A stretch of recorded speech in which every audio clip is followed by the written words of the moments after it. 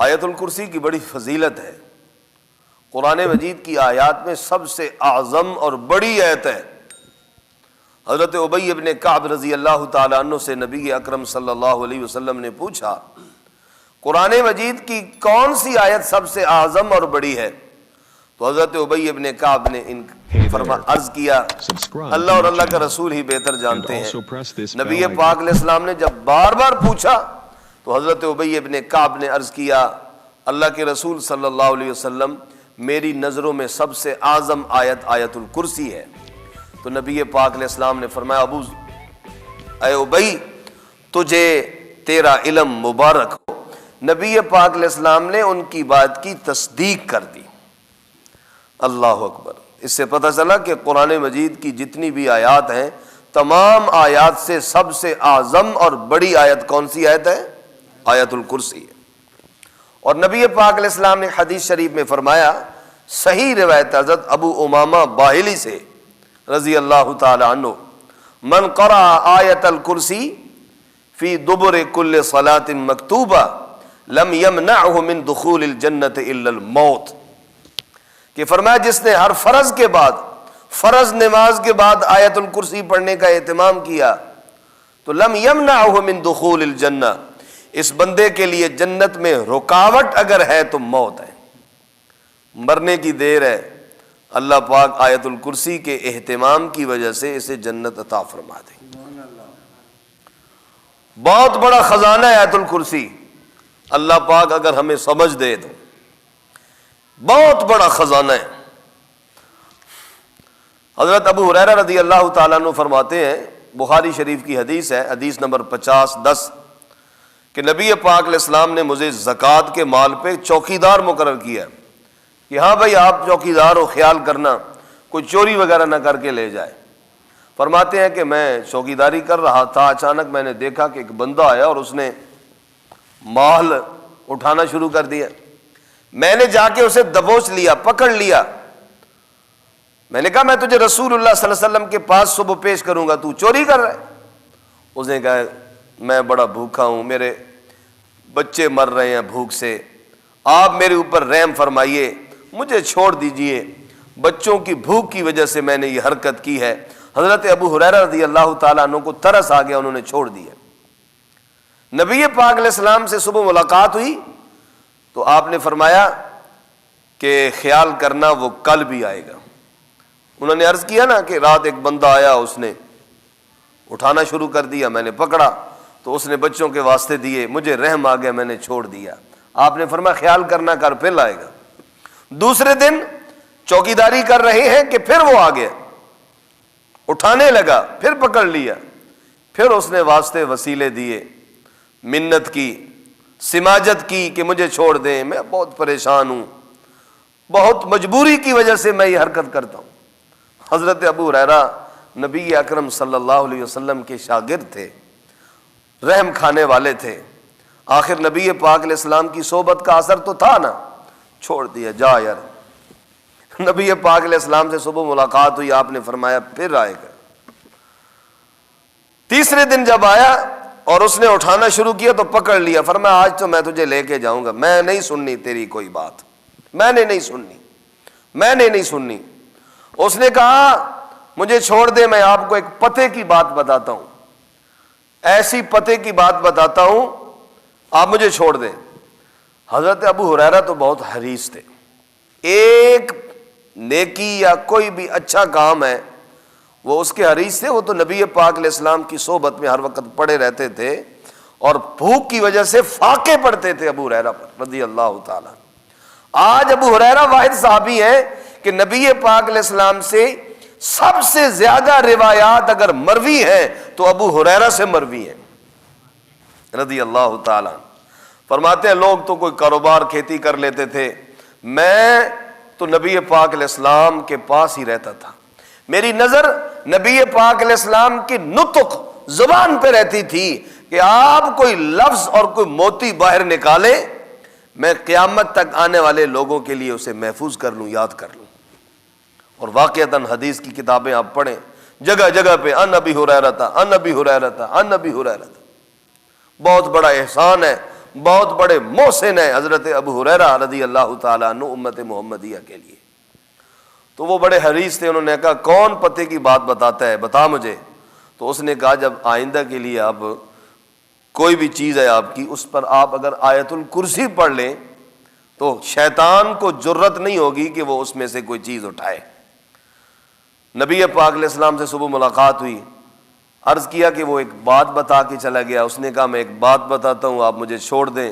تو اس نے مجھے بات بتا دی، میں نے چھوڑ دیا۔ فرمایا کیا؟ اس نے کہا، تو ابو ہریرہ رضی اللہ تعالیٰ عنہ نے عرض کیا، اس نے کہا کہ آپ آیت الکرسی پڑھ لیا کریں، شیطان اس چیز کو نہیں اٹھا سکتا، وہ چیز محفوظ ہو جاتی ہے۔ تو نبی پاک علیہ السلام نے فرمایا صدقہ، سچی بات اس نے کہی، اگرچہ جھوٹا شیطان ابلیس ہے لیکن سچی بات کر گیا۔ تو نبی پاک علیہ السلام نے شیطان کی اس بات کی تصدیق فرما کر مہر ثبت کر دی کہ جب بھی کسی چیز پر آیت الکرسی پڑھ لی جاتی ہے تو وہ چیز کیا ہو جاتی ہے؟ محفوظ ہو جاتی ہے۔ اب لوگ سوال کرتے ہیں جی ہم تو آیت الکرسی بھی پڑھتے ہیں پھر بھی ہمارے پیسے نکل جاتے ہیں، ہمارا زیور نکل جاتا ہے۔ یہ بڑا آج کل المیہ ہے، پتہ ہی نہیں چلتا، بکسے میں بند ہوتا ہے، پیسے لوگوں کے بند ہوتے ہیں، زیور بند ہوتا ہے، چوری ہو جاتا ہے۔ تو بھائی سب سے پہلی بات تو یہ ہے کہ ہمیں نبی پاک علیہ السلام کے فرمان پہ یقین بھی ہو نا، 100% یقین ہو۔ کوئی بھی چیز ہے، آیت الکرسی اس کے اوپر پڑھ دی ہے، اب بندے کا یقین ہو 100% کہ اس چیز کو کوئی چیز نقصان نہیں دے سکتی۔ اندروں اندر کھٹکا بھی لگا جائے، کوئی شے کو لے نہ جائے، کوئی لے نہ جائے، پھر کیا یقین ہے بھائی؟ تجھے نبی پاک علیہ السلام کے فرمان پہ یقین نہیں ہے۔ اگر فرمان پہ یقین ہوتا تو بے چنت ہو جاتا، مطمئن ہو جاتا، جی ہمارے آقا صلی اللہ علیہ وسلم نے فرمایا ہے لہٰذا میری چیز کدھر بھی نہیں جاتی۔ اور دوسری بات یہ ہے کہ بندہ دیکھے میں جس چیز کے اوپر آیت الکرسی پڑھ رہا ہوں یہ چیز حلال بھی ہے کہ نہیں۔ ایک بندہ حرام کمائے، حرام کے پیسے اکٹھے کرے اور اس پہ آیت الکرسی پڑھے کہ وہ محفوظ ہو جائے گا، پہلے اس چیز کا بھی تو اہتمام کر لیں کہ آپ کا حلال ہو اور نبی پاک علیہ السلام کے فرمان پہ یقین بھی۔ بات آ گئی تو میں آپ سے عرض کر دوں کہ سوال ہوتا ہے لوگ آیا شیاطین اور جنات یہ چیزیں اٹھاتے ہیں، زیور چوری کر سکتے ہیں، پیسے چوری کر سکتے ہیں؟ تو یاد رکھیے شیطانوں کو اللہ پاک نے طاقت دی ہے لیکن اس کی ایک حد ہے، ایک لمٹ ہے۔ جس طرح انسانوں کے اندر مختلف قسم کی کیٹیگریز ہوتی ہیں، کوئی طاقتور ہوتا ہے، کوئی کمزور ہوتا ہے، اسی طرح شیطانوں کے اندر بھی جو ہے نا کوئی بہت زیادہ قوی ہوتا ہے، کوئی کمزور ہوتے ہیں۔ ایک آدھ ہوتا ہے ہزاروں میں، 100 میں سے، ہزاروں میں سے ایک آدھ قوی اور طاقتور اور بہادر ہوتا ہے، ورنہ کمزور ہوتے ہیں۔ قرآن مجید کے اندر ہے وقال عفریت من الجن انا آتیک بہ قبل ان تقوم من مقامک۔ عفریت نے کہا، جنوں میں سے ایک عفریت تھا، اس نے کہا کہ آپ کی اس مجلس کے برخاست ہونے سے پہلے پہلے میں لے آؤں گا۔ تو اس سے پتہ چلا کہ بعض ان میں طاقتور بھی ہوتے ہیں، قوی اور طاقتور ہوتے ہیں اور وہ چوری کرتے ہیں، وہ کر سکتے ہیں۔ لیکن یاد رکھیے کوئی بھی جن ویسے نہیں چوری کر سکتا۔ اب آپ اس میں جو ابھی حدیث شریف پڑھی ہے، 3 دن لگاتار ابو ہریرہ رضی اللہ تعالیٰ عنہ سے پکڑ رہے تھے، وہ انسان کی شکل میں آتا تھا۔ اب دیکھو ویسے تو شیاطین نظر ہی نہیں آتے، آپ قرآن مجید میں اللہ فرماتے ہیں کہ وہ شیاطین انسانوں تمہیں دیکھتے ہیں، تم انہیں نہیں دیکھ سکتے۔ تو اب وہ شیطان جو ابو ہریرہ رضی اللہ تعالیٰ عنہ جس ڈھیر پر چوکیدار مقرر تھے، وہ مخفی طریقے سے آ کے چوری کر لیتا، لیکن مخفی طریقے سے نہیں آیا۔ اس سے پتہ چلا کہ جب بھی وہ چوری کرے گا کوئی طاقتور شیطان، پہلے وہ کسی انسان کے اندر آئے گا، کسی انسان کے ساتھ اس کی اٹیچنگ ہوگی، اور پھر حقیقتاً وہ اس گھر کا ایک فرد وہ چیز اٹھائے گا، لیکن اس کو پتہ ہی نہیں ہوگا، اس کے اندر شیطان گھس چکا ہوگا، اسے اس وقت سمجھ ہی نہیں ہوتی، وہ اپنی چیز خود اٹھا کر کہیں ضائع کر دیتا ہے، آگے پیچھے کر دیتا ہے، اور کہتے ہیں جی کدھر گئی چیز؟ ہوتا شیطان ہے لیکن وہ کسی بندے کی شک، کسی بندے کے اندر داخل ہو کے وہ چیز چراتا ہے، اور سارے بھی نہیں کرتے۔ میں نے بتایا کوئی ایک ہوتا ہے ہزاروں میں، ورنہ یہ جو جتنے بھی عامل بیٹھے ہیں جو کاروباری بیٹھے ہیں، فنکار، ورنہ یہ اپنے عاملوں سے، موکلوں سے، یہ زرداری اور یہ کتنے بڑے بڑے لوگ ہیں پیسوں والے، پیسہ نہ چوری کروا لیں، سونا نہ چوری کروا لیں۔ یہ جتنے بھی عامل بنے پھرتے ہیں نا، ہمارے پاس موکل ہیں، قوی اور طاقتور، شیطان ان کے قبضے میں آتے ہی نہیں ہیں۔ ان کے قبضے میں وہ آتے ہیں لولے لنگڑے، کمزور، لولے لنگڑے اور کمزور شیاطین ان کے قبضے میں آتے ہیں، جو اتنی طاقت ہی نہیں رکھتے۔ ورنہ تو یہ عامل جو ہے شیطانوں سے چوریاں نہ کروا لیتے، لوگوں کے پیسے نکلوا لیتے۔ اللہ اکبر کبیرہ۔ تو اس لیے میں عرض کر رہا تھا کہ نبی پاک علیہ السلام نے فرمایا جو بندہ اس آیت الکرسی کو پڑھتا ہے تو آیت الکرسی پڑھنے کی وجہ سے وہ چیز محفوظ ہو جاتی۔ تو لہٰذا اگر آپ کے پیسے یا آپ کے زیور وغیرہ چوری ہونے کا خطرہ ہو تو آپ اس پہ کیا کریں، آیت الکرسی 3 دفعہ پڑھ لیں، سورہ بقرہ کی آخری 2 آیتیں آمن الرسول والا رکوع 3 دفعہ پڑھ لیں، سورۃ فلق اور سورۃ ناس تین دفعہ پڑھ کے دم کر دیں اسے۔ ہو ہی نہیں سکتا کہ وہ آپ کی چیز کوئی چیز اٹھا لے۔ اگر وہ حلال ہے اور نبی پاک علیہ السلام کے فرامین پہ آپ کو یقین ہے تو انشاءاللہ وہ آپ کی چیز محفوظ ہے۔ اللہ اکبر۔ تو آیت الکرسی بہت بڑا خزانہ ہے بھائی، بہت بڑا خزانہ ہے۔ اس کا بس ترجمہ کرتے ہیں، ٹائم کافی ہو گیا۔ اللہ لا الہ الا ہو، اللہ کی ذات ایسی ذات ہے کہ لا الہ کوئی معبود نہیں، الا ہو سوائے اسی کی ذات پاک کے۔ معبود یہ دعویٰ ہے، یہ اللہ پاک نے دعویٰ کیا ہے کہ معبود کون ہے، میری ذات ہے۔ اب اس دعوے پہ دلائل، الحی زندہ ہے، ازلی اور ہمیشہ سے زندہ ہے اور ہمیشہ زندہ رہے گا۔ اس کی زندگی مستعار نہیں، کسی سے مانگی ہوئی نہیں، یا کسی نے اسے زندگی عطا نہیں کی، وہ خود ہمیشہ سے زندہ ہے اور ہمیشہ زندہ رہے گا۔ وَتَوَكَّلْ عَلَى الْحَيِّ الَّذِي لَا يَمُوتُ، فرمایا اس ذات پہ بھروسہ کر جو ایسا زندہ ہے جس پہ موت نہیں آئے گی، ورنہ ہر ایک پر موت آئے گی۔ کوئی بھی موت سے، چاہے وہ نبی ہیں، چاہے وہ ولی ہیں، چاہے وہ شہید ہیں، موت سے مفر کسی کو بھی نہیں ہے۔ الحی، پہلی دلیل اس دعوے کی، وہ زندہ ہے ہمیشہ اور ہمیشہ رہے گا۔ القیوم، خود زندہ نہیں، پورے نظام عالم کو قائم رکھنے والا ہے۔ قیوم، پورے نظام عالم کو چلانے والا ہے۔ لا، یہ دوسری دلیل ہو گئی۔ لا تأخذہ، نہیں پکڑتی اس کو، سنۃ اونگ، ولا نوم اور نہ نیند۔ اونگ، آثار نیند، نیند کے آثار بھی اس پہ طاری نہیں ہو سکتے۔ ایک بندہ ہوتا ہے نا، چلو جی سونا تو نہیں، جی سوتا تو نہیں ہے لیکن اونگتا رہتا ہے، اونگتا رہتا ہے، اس پہ اونگتا رہتا ہے، یعنی نیند کے آثار آ جاتے ہیں، جیسا کہ ہمارے محترم عبد الرحمن صاحب کے اوپر ابھی تھوڑے تھوڑے آ رہے ہیں۔ وہ تو فرمایا لا تأخذہ سنۃ، نہیں پکڑتی اس کو اونگ، ولا نوم اور نہ نیند۔ ایک پیر صاحب ہے، میں اگلے دن کلپ سن رہا تھا، انہوں نے کہا میں بڑے عرصے سے سویا ہی نہیں، 1 منٹ تک نہیں سویا۔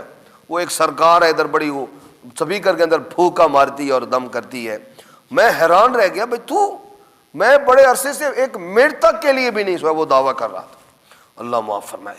لا تأخذہ سنہ، نہیں پکڑتی اسے اونگ، ولا نوم اور نہ نیند۔ لہو، اسی کی ملکیت میں ہیں، ما وہ چیزیں، فی السماوات جو آسمانوں میں ہیں، وما اور وہ چیزیں، فی الارض جو زمین میں ہیں۔ من ذا الذی، کون ہے ایسا، یشفع جو سفارش کرے، عندہ اس کے دربار میں، الا باذنہ مگر اس کی اجازت سے۔ قیامت کے دن نبی بھی زبان نہیں کھول سکیں گے جب تک کہ اللہ اذن اور اجازت نہیں دیں گے۔ یعلم، جانتا ہے، ما بین ایدیہم، جو کچھ ان کے آگے ہے، وما خلفہم اور جو کچھ ان کے پیچھے ہے۔ جو پہلے ہو چکا اسے بھی وہ جانتا ہے، جو بعد میں ہوگا اسے بھی جانتا ہے۔ ولا یحیطون، اور وہ احاطہ نہیں کر سکتے، بے شیء، کسی چیز کا، نکرہ اور نکرہ بھی تحت النفی، من علمہ اس کے علم سے، الا مگر بما شاء جتنا وہ چاہے۔ ہاں جی، اس کا علم بہت بڑا وسیع علم ہے۔ اللہ فرماتے ہیں میرے علم کا احاطہ نہیں کر سکتا کوئی بھی، ذرہ کا بھی، مگر میں جتنا چاہوں، میں جتنا کسی کو عطا کروں۔ وسع، وسیع ہے، کرسیہ، اس کی کرسی، کرسی سے مراد کیا ہے؟ اس کا علم، اس کی قدرت، السماوات آسمانوں کو، والارض اور زمین کو۔